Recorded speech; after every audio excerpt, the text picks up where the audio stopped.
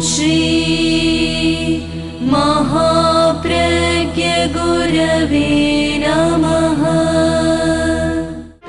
जिसके सांसों में रहता है शाश्वत शांति का स्पंदन, उस महाप्रज्ञ को वंदन, उस महाप्रज्ञ को वंदन।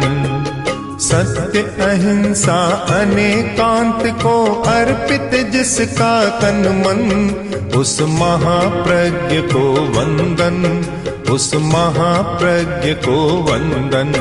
जिसके सांसों में रहता है शाश्वत शांति का स्पंदन, उस महाप्रज्ञ को वंदन, उस महाप्रज्ञ को वंदन।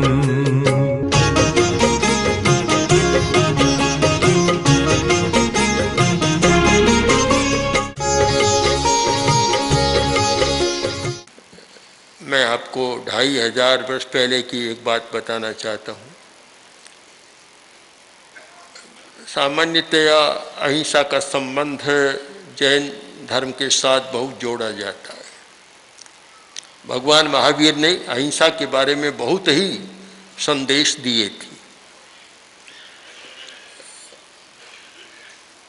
जैन परंपरा के अनुसार एक चतुर्विध संघ की कल्पना की गई। आध्यात्मिक साधना के लिए साधु और साध्वी ये 2 तीर्थ निर्धारित किए गए और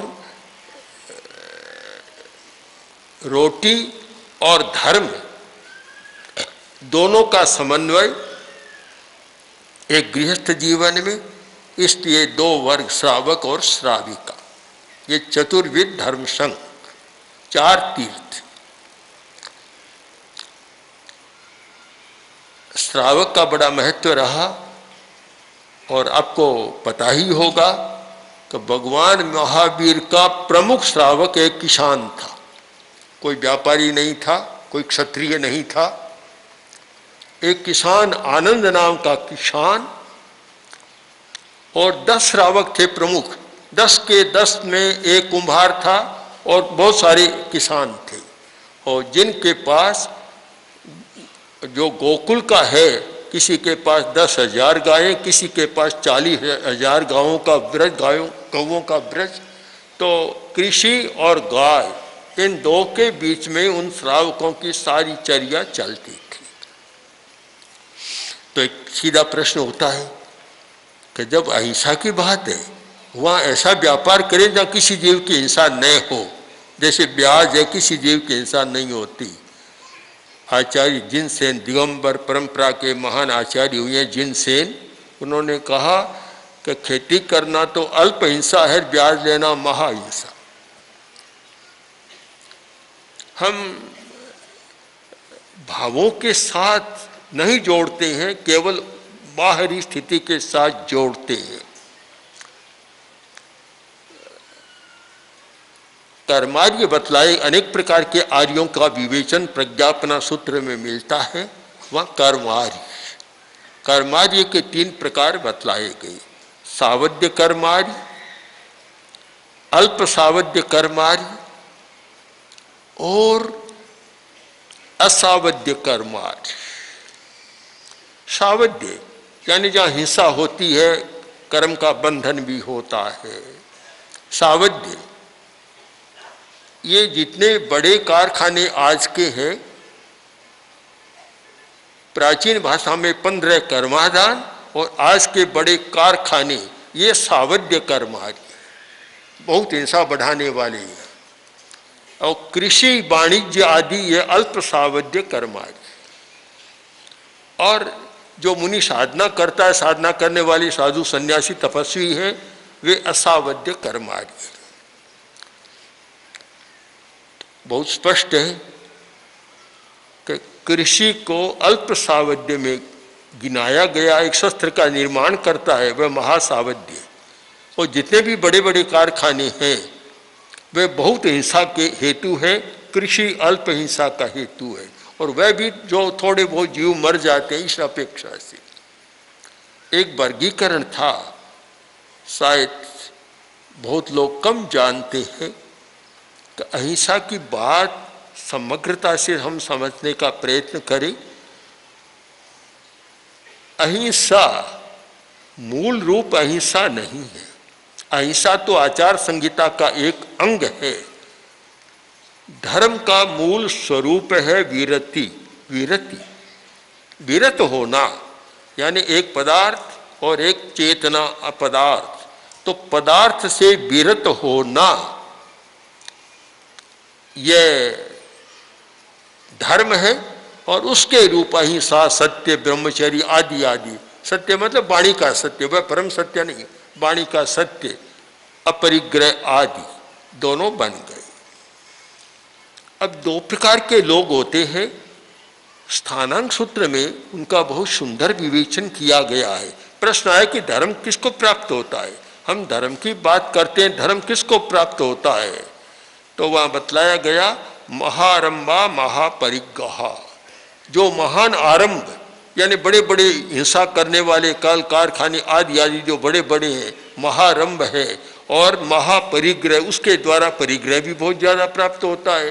तो महारंभ और महापरिग्रह वे लोग धर्म को नहीं समझ सकते। मानते तो है पर समझ नहीं सकते, हृदयंगम नहीं कर सकते। धर्म को समझना बड़ी समस्या है। धर्म के मर्म तक पहुंचना बहुत कठिन बात है। मैं आपको एक छोटी सी कहानी सुनाऊं। एक सन्यासी आया, बहुत तेजस्वी था, काफ़ी महिमा फैली। जब महिमा होती है तो सब लोग आते हैं। राजा भी आया, आकर देखा तो सन्यासी तेजस्वी लग रहा था। बोला कि आप महल में पधारें, क्योंकि मेरी रानियाँ है, निवास में रहती है, बाहर आ नहीं सकती, कि आप कृपा कर उनको दर्शन दे। सन्यासी बोला कि राजन तुम्हारी बात तो ठीक है, पर मैं भी महल में नहीं जा सकता। क्यों? कि वहाँ तो सारा सोना का, मुझे सोने में गंध आती है। बोला महाराज व्यवहार कोई आप नहीं जानते, सोने में गंध होती तो सोना और पता नहीं क्या हो जाता, सोने में गंध होती नहीं है। कि नहीं मुझे गंध आती है, बहुत बुरी गंध आती है, अच्छी नहीं बुरी आती है। तो महाराज ये तो बात आपकी जची नहीं। अच्छा चलो मैं समझाता हूँ इस बात को। राजा को साथ ले लिया, चलो तुम्हारे गांव की ओर, शहर की ओर चले। शहर में गए और सबसे पहले वहाँ चमारों के घर आए। चमार का घर, और जहाँ चमड़े सूख रहे थे, बदबू आ रही थी। राजा ने रुमाल निकाला, नाक पर दे लिया। सन्यासी ने कहा रे ये रुमाल क्यों रखा यहाँ? कि महाराज आपको पता नहीं, देखिए कितनी बदबू आ रही है, दुर्गंध आ रही है। कहाँ है? कि सामने आ रही है। सन्यासी राजा हाथ पकड़े हुए था, जहाँ जाता राजा को पीछे जाना पड़ता। चमार के घर में घुसा और चमार ने देखा, आया, नमस्कार किया और बोला तुम्हारे पास रुमाल नहीं है? क्यों महाराज, है तो सही, क्यों? कि देखो कितनी बदबू आ रही है, तुमने रुमाल नहीं दिया।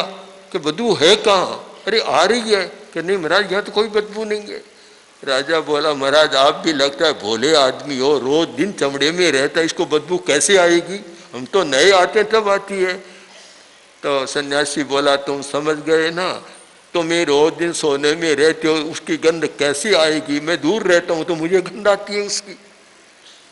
हम इस बात को समझ सकते हैं, जो व्यक्ति जिसमें रहता है उसको उसका अनुभव नहीं होता, उसकी इंद्रियां भी कमजोर हो जाती है और चेतना भी लुप्त हो जाती है। हमें पदार्थ से परे की बात सोचना। हिंसा अहिंसा का सारा विवेक पदार्थ और चेतना के संदर्भ में समझना है, जुड़ा हुआ है पदार्थ के साथ। जहाँ पदार्थवादी दृष्टिकोण है वहाँ अधिक धन संग्रह करने की वृत्ति आएगी, और जहाँ चेतना का दृष्टिकोण है वह अधिक नहीं, आवश्यकता और उपयोगिता भर काम करने की बात मन में आएगी। मैं तो मानता हूँ अनावश्यक कुछ भी करना ठीक नहीं है। एक विदेशी ने लिखा था कि जैन लोग हिंसा की बात करते हैं और वे अल्प हिंसा को अच्छा मानते हैं। आचार्य तुलसी ने पढ़ा और मुझे कहा कि देखो ये ठीक नहीं लिखा है। फिर मैंने उस पर लेख लिखा। मैंने कहा आप अल्प हिंसा का प्रयोग मत करें, आप यह करें हिंसा के अल्पीकरण की ओर। बहुत अंतर आ जाएगा। हम अल्प हिंसा का समर्थन न करें, थोड़ी हिंसा का भी समर्थन करते हैं तो वह हिंसा की बात है। चाहे ज़्यादा का करें, ज़्यादा थोड़ा का करें, चाहे इराक पर आक्रमण करें और चाहे फिलिस्तीन पर करें, किस छोटे पर करे बड़े पर करे, सिद्धांत हमारा यह है हिंसा का अल्पीकरण है। मैं मानता हूं कि यह जो प्रयोग चल रहा है जैविक कृषि का, यह हिंसा के अल्पीकरण का प्रयोग है। हम अल्प हिंसा का भी समर्थन नहीं कर रहे, हिंसा को आखिर हिंसा मानेंगे, किंतु हमारी दो दिशाएं हैं, एक हिंसा का बृहतीकरण और एक हिंसा का अल्पीकरण। हम लोग यात्रा में आ रहे थे और एक खेत में लिखा हुआ देखा कि अहिंसक कृषि। महाश्रमण रुक गए, तत्काल खड़े हो गए कि ये कैसे है। उस भाई को बुलाया, बुलाकर बात की कि अहिंसक कृषि कैसे होती है। जो हिंसा का अल्पीकरण है वह उसकी संज्ञा अहिंसक कृषि हो सकती है, क्योंकि उसी दिशा कहा है, किस दिशा में जा रहा है, वह हिंसा को बढ़ाने में नहीं जा रहा है, हिंसा को कम करने की दिशा में जा रहा है। तो जहाँ हिंसा का अल्पीकरण है तो हमारा प्रस्थान अहिंसा की ओर है। और बड़े बड़े साधनों से बड़ी बड़ी खेती आदि करेंगे तो वह कृषि भी महाहिंसा का हेतु बन जाएगी। तो हमें कृषि को भी दो भागों में विभक्त कर देना चाहिए कि जो बड़े बड़े ट्रैक्टरों, रासायनिक सिंचाई, रासायनिक कीटाणुनाशक आदि आदि से जो काम किया जाता है वह महाहिंसा वाली कृषि हो जाती है, यानी हिंसा की ओर ले जाने वाली कृषि है। और जहाँ इन साधनों का प्रयोग नहीं किया जाता, प्राकृतिक साधनों का प्रयोग किया जाता है और उसके पीछे कोई बहुत ज़्यादा धन बटोरने की बात नहीं होती, तो वह अल्पीकरण की दिशा में प्रस्थान, तो वह अल्पीकरण वाली यानी हिंसा को कम करने की दिशा वाली कृषि हो जाती है। अब जानते हैं कि हिंसा एक जीवन की अनिवार्यता है, कोई भी आदमी छोड़ नहीं सकता। जब तक शरीर है कोई भी नहीं छोड़ सकता। हम जिनको स्थितप्रज्ञ माने या स्थितात्मा माने, बीतराग माने या केवली सर्वज्ञ माने, जब तक शरीर है भावात्मक हिंसा न हो, किंतु बाह्य रूप में तो हिंसा अनिवार्य हो, उनके लिए भी हो जाती होती है। ऐसा भी प्रसंग है कि केवली है जा रहा है और एक जीव है, चींटी है, मकोड़ा, कोई भी छोटा जीव है, पैर नहीं रख सकते, रखना भी नहीं चाहिए, उनमें ज्ञान भी है, किंतु शरीर की चंचलता ऐसी है कि पग पड़ता है उसे रोक नहीं सकते। तो ये हिंसा तो होती है, अनिवार्य हिंसा जो जीवन के साथ या शरीर के साथ जुड़ी हुई है। शरीर को धारण करेगा तो अनिवार्यतः हिंसा होगी, किंतु हमारा भावात्मक हिंसा, हमारा भाव के साथ होने वाली हिंसा, उससे हम विरत हो। तो मैंने कहा, आपने सुना कि धर्म का मूल आधार है वीरति, व्रत कह दे, विरति।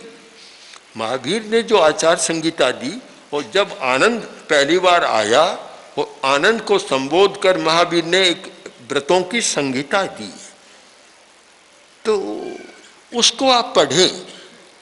अहिंसा केवल मत मारो का नहीं है, उसका एक व्रत है उपभोग विरति। उत्पादक और उपभोक्ता दो हैं। अगर उपभोग ज्यादा करोगे तो आप हिंसा को बढ़ा रहे।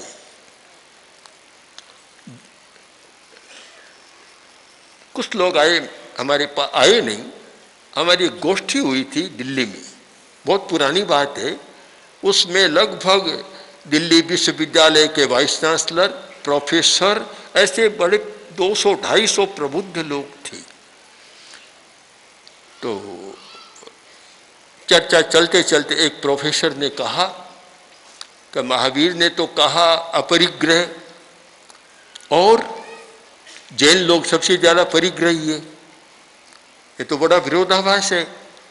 तो मैंने कहा आपने शायद महावीर को ठीक से पढ़ा नहीं। अपरिग्रह महावीर ने बतलाया साधु के लिए, गृहस्थ के लिए, कभी अपरिग्रह का विधान महावीर ने नहीं किया। जो आचार संहिता दी थी आनंद श्रावक को, जो आज चालू है वह 12 व्रत के नाम से, उसमें गृहस्थ के लिए इच्छा परिमाण व्रत दिया है, न कि अपरिग्रह। गृहस्थ अपरिग्रही हो ही नहीं सकता, कैसे होगा? इच्छा परिमाण। तो एक ऐसी सुंदर व्यवस्था दी कि तुम इच्छा का परिमाण करो, इच्छा को असीम मत बनाओ। आज की सारी अर्थशास्त्रीय अवधारणाएं इस इच्छा की स्पर्धा में ही तो सारे अनर्थ कर रही है। तो इच्छा का संयम करने की बात वे जानते भी नहीं है। और जब उनके सामने ये बात रखी गई, उनको आश्चर्य हुआ कि ऐसा भी हो सकता है। हमारा तो है कि इच्छा को बढ़ाओ, उत्पादन बढ़ेगा, और इनका हमारा यह है कि इच्छा को सीमित करो, उत्पादन बढ़ेगा, पर तुम अकेले नहीं खाओगे, बांट बांट कर खाओगे। इतना अंतर, धारणा में अंतर आ जाएगा। तो इच्छा परिमाण, मैंने कहा उनसे कि इच्छा परिमाण है। दूसरी बात, अर्थार्जन के बारे में भी एक दृष्टिकोण हमारा होना चाहिए। जो 12 व्रत की संहिता में आनंद श्रावक को, उस किसान को जो व्रत संहिता दी, उसमें है कि तुम जो भी अर्जन करो, गलत साधनों का प्रयोग मत करो, अनैतिकता से कोई भी धन का अर्जन मत करो। एक तो इच्छा परिमाण, जब इच्छा परिमाण होगा तो वह व्रत भी संभव होगा कि गलत तरीकों से, अनैतिक तरीकों से दूसरों का शोषण कर ऐसा नहीं करोगे। शोषण का भी चलता था, उसके साथ एक व्रत दिया गया, वृत्तिच्छेद। वृत्तिच्छेद मत करो किसी का। बहुत बड़ी बात आज के लिए मानता हूँ।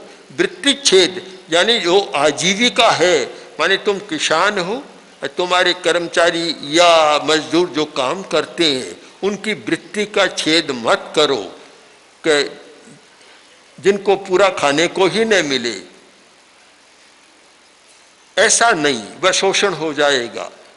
वृत्ति का छेद मत करो। जिसको जितना एक मिलना चाहिए, हक होना चाहिए, उस हक को मत ठुकराओ। वृत्ति का छेद मत करो, यानी आजीविका का लोप मत करो।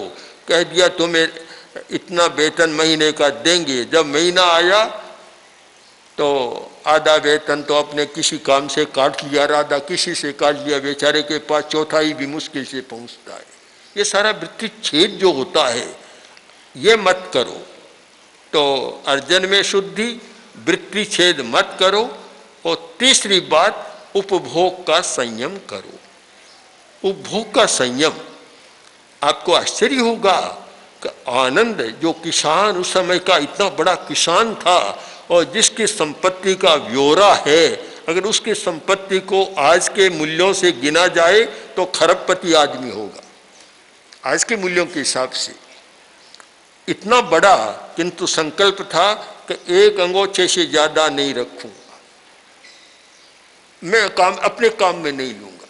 व्यक्तिगत संयम, अपने इतने से ज्यादा मैं काम में नहीं लूंगा, एक धोती से ज्यादा काम में नहीं लूंगा, और एक फल से ज्यादा नहीं खाऊंगा, इतना कहूंगा। आप उसके संयम की तालिका को देखें, आपको आश्चर्य होगा कि क्या कोई ऐसा बड़ा आदमी, इतना बड़ा धनी आदमी आज आपको मिलेगा कि एक और तो अपार धन है, दूसरी ओर इतना संयत जीवन। यह हमारी भारतीय संस्कृति का प्राण तत्व रहा है कि अच्छा जीवन कब हो सकता है कि अच्छी जीवन शैली, संयम की जीवन शैली।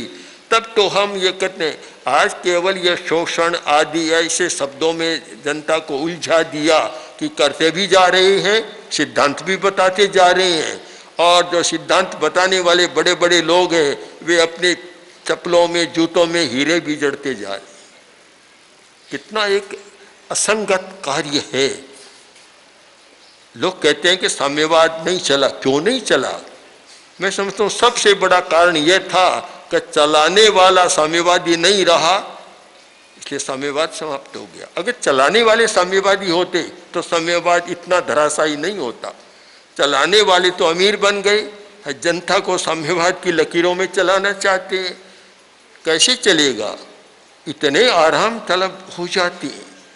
तो बड़ा आश्चर्य होता है तो आप इन सब बातों पर ध्यान दें कि अहिंसा की बात को करना है, हिंसा का अल्पीकरण करना है, तो उसके साथ पहली बात है, फिर आप याद करें कि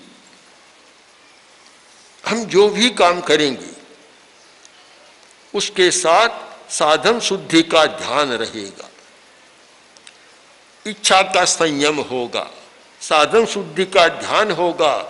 दूसरे के हक को कभी हम नहीं लेंगे।